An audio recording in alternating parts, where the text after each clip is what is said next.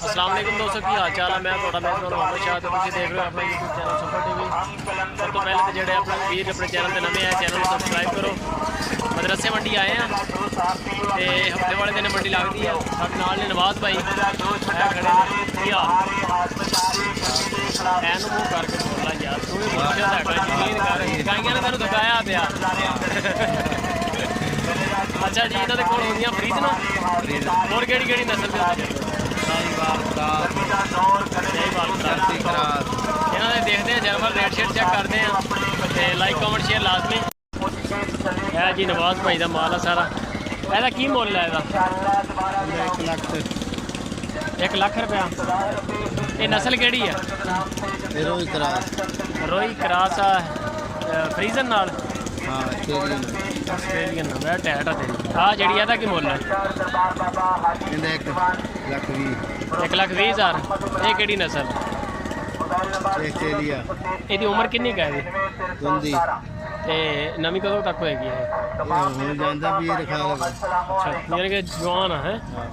ਅੱਗੇ ਆ ਜਾ ਜਰਾ ਜੀ, ਇਹਦਾ ਲੇਵਾ ਆ ਗਿਆ। ਅੱਛਾ, ਇਹਦਾ ਕੀ ਮੁੱਲ ਹੈ?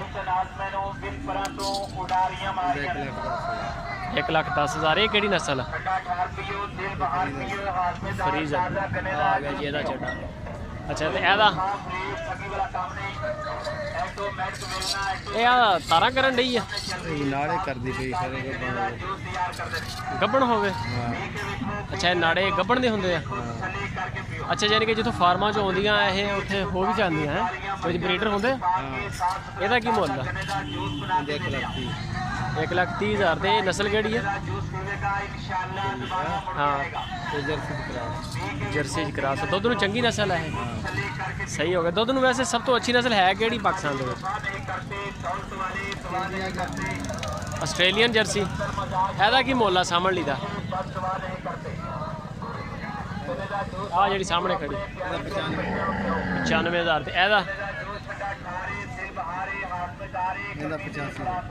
ਇਹਦਾ 75,000। ਇਹ ਸਹੀ ਬਾਲ ਚ ਆ ਗਈ 75,000 ਰੁਪਏ ਚ। ਅੱਗੇ ਆ ਜਾ, ਇਹਦਾ ਕੀ ਮੁੱਲ ਹੈ?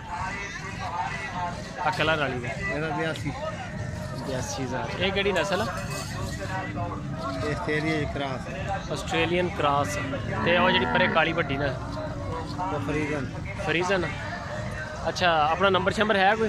0307 ਐਨ ਮੂੰਹ ਕਰ ਲਾ ਮਾੜਾ ਜਿਹਾ ਯਾਰ, ਥੱਕ ਗਿਆ। 0307 061 061 7546 7546।